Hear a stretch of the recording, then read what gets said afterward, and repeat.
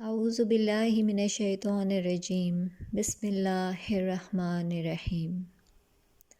آج ہم سورہ النساء کا خلاصہ سنیں گے جو کہ قرآن پاک کی تیسری بڑی سورہ ہے۔ زمانہ نزول اور اجزاء مضمون۔ یہ سورت متعدد خطبوں پر مشتمل ہے جو غالباً 3 ہجری کے اواخر سے لے کر 4 ہجری کے اواخر یا پھر 5 ہجری کے اوائل تک مختلف اوقات میں نازل ہوئے ہیں۔ اگرچہ تعین کرنا مشکل ہے کہ ان کا ٹھیک زمانہ نزول کیا ہے، لیکن بعض احکام اور واقعات کی طرف بعض ایسے اشارے ہمیں ملتے ہیں جن کے نزول کی تاریخیں ہمیں روایات سے معلوم ہو جاتی ہیں۔ اس لیے ان کی مدد سے ہم ان مختلف تقریروں کی ایک سرسری سی حد بندی کر سکتے ہیں جن میں یہ احکام اور یہ اشارے واقع ہوئے ہیں۔ جیسے مثلاً ہمیں معلوم ہے کہ وراثت کی تقسیم اور یتیموں کے حقوق کے متعلق ہدایات جنگ احد کے بعد نازل ہوئی تھیں، جبکہ مسلمانوں کے 70 آدمی شہید ہو گئے تھے، اور مدینہ کی چھوٹی سی بستی میں اس حادثے کی وجہ سے بہت سے گھروں میں سوال پیدا ہو گیا تھا کہ شہداء کی میراث کس طرح تقسیم کی جائے، اور جو یتیم بچے انہوں نے چھوڑے ہیں ان کے مفاد کا تحفظ کیسے ہو۔ اس بنا پر ہم قیاس کر سکتے ہیں کہ ابتدائی 4 رکوع اور 5ویں رکوع کی پہلی 3 آیتیں اسی زمانے میں نازل ہوئی ہوں گی۔ اب روایات میں صلاۃ خوف یعنی عین حالت جنگ میں نماز پڑھنے کا ذکر ہمیں غزوہ ذات رفاع میں ملتا ہے جو 4 ہجری میں ہوا تھا۔ اس لیے قیاس کیا جا سکتا ہے کہ اسی کے لگ بھگ زمانے میں وہ خطبہ نازل ہوا ہوگا جس میں اس نماز کی ترکیب بیان کی گئی ہے۔ پانی نہ ملنے کی وجہ سے تیمم کی اجازت غزوہ بنی مصطلق کے موقع پر دی گئی تھی جو 5 ہجری میں ہوا تھا۔ اس لیے وہ خطبہ جس میں تیمم کا ذکر ہے اسی سے متصل عہد کا سمجھ لینا چاہیے۔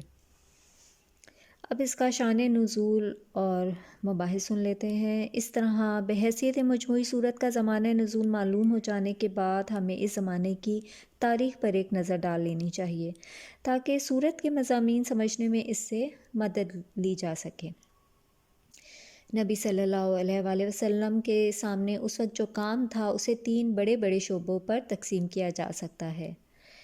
ایک اس نئی منظم اسلامی سوسائٹی کا نشو و نما جس کی بنا ہجرت کے ساتھ ہی مدینہ طیبہ اور اس کے اطراف میں پڑ چکی تھی، اور جس میں جاہلیت کے پرانے طریقوں کو مٹا کر اخلاق، تمدن، معاشرت، معیشت اور تدبیر مملکت کے نئے اصول رائج کیے جا رہے تھے۔ دوسرے اس کشمکش کا مقابلہ جو مشرکین عرب، یہودی قبائل اور منافقین کی مخالف اصلاح طاقتوں کے ساتھ پوری شدت سے جاری تھی۔ تیسرے اسلام کی دعوت کو پھیلانا اور مزید دلوں اور دماغوں کو مسخر کرنا تھی۔ اللہ تعالیٰ کی جانب سے اس موقع پر جتنے خطبے نازل کیے گئے وہ سب انہی 3 شعبوں سے متعلق ہیں۔ اب اسلامی سوسائٹی کی تنظیم کے لیے سورہ بقرہ میں جو ہدایات دی گئی تھیں، اب یہ سوسائٹی ان سے زائد ہدایات کی طالب تھی۔ اس لیے سورہ نساء کے ان خطبوں میں زیادہ تفصیل کے ساتھ بتایا گیا کہ مسلمان اپنی اجتماعی زندگی کو اسلام کے طریقے پر کس طرح درست کر سکتے ہیں۔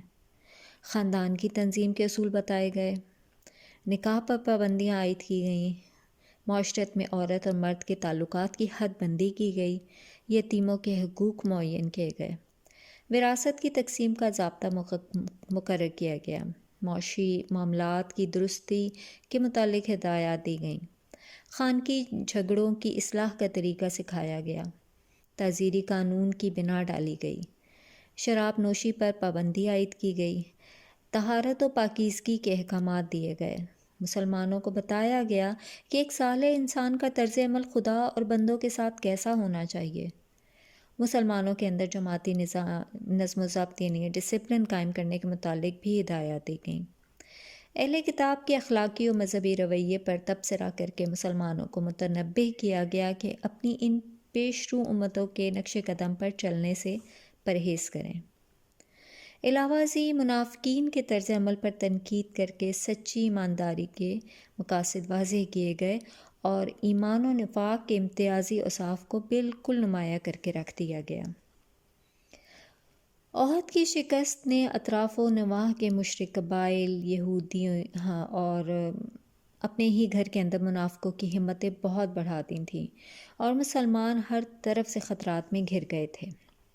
ان حالات میں اللہ تعالیٰ نے ایک طرف پرجوش خطبوں کے ذریعے مسلمانوں کو مقابلے کے لیے ابھارا اور دوسری طرف جنگی حالات میں کام کرنے کے لیے انہیں مختلف ضروری ہدایات دیں۔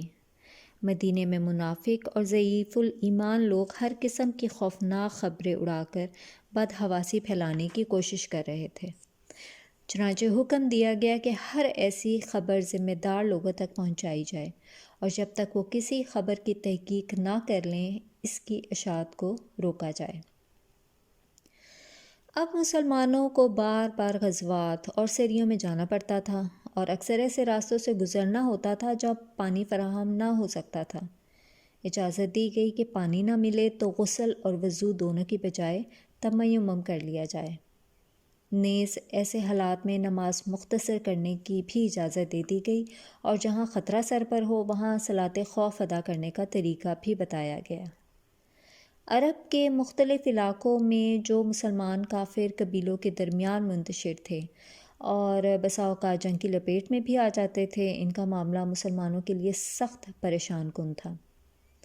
اس مسئلے میں ایک طرف اسلامی جماعت کو تفصیلی ہدایات دی گئیں اور دوسری طرف ان مسلمانوں کو بھی ہجرت پر ابھارا گیا تاکہ وہ ہر طرف سے سمٹ کر دارالاسلام میں آ جائیں۔ منافقین کے مختلف گروہ مختلف طرز عمل رکھتے تھے اور مسلمانوں کے لیے یہ فیصلہ کرنا مشکل تھا کہ کس قسم کے منافقوں سے کیا معاملہ کریں۔ ان سب کو الگ الگ طبقوں میں تقسیم کر کے ہر طبقے کے منافقوں کے متعلق بتا دیا گیا کہ ان کے ساتھ یہ برتاؤ ہونا چاہیے۔ سب سے زیادہ اہم چیز یہ تھی کہ مسلمان کا اپنا کریکٹر بیدار ہو، کیونکہ اس کشمکش میں یہ مٹھی بھر جماعت اگر جیت سکتی تھی تو اپنے اخلاق کے زور ہی پر جیت سکتی تھی۔ اس لیے مسلمانوں کو بلند ترین اخلاقیات کی تعلیم دی گئی اور جو کمزوری بھی ان کی جماعت میں ظاہر ہوئی اس پر سخت گرفت کی گئی۔ اس صورت میں دعوت و تبلیغ کا پہلو بھی نہیں چھوٹنے پایا ہے۔ جاہلیت کے مقابلے میں اسلام جس اخلاقی و تمدنی اصلاح کی طرف دنیا کو بلا رہا تھا، اس کی توضیح کرنے کے علاوہ یہودیوں، عیسائیوں اور مشرکین تینوں گروہوں کے غلط مذہبی تصورات اور غلط اخلاق و اعمال پر اس صورت میں تنقید کر کے ان کو دین حق کی طرف دعوت دی گئی ہے۔ وآخر دعوانا ان الحمد للہ رب العالمین۔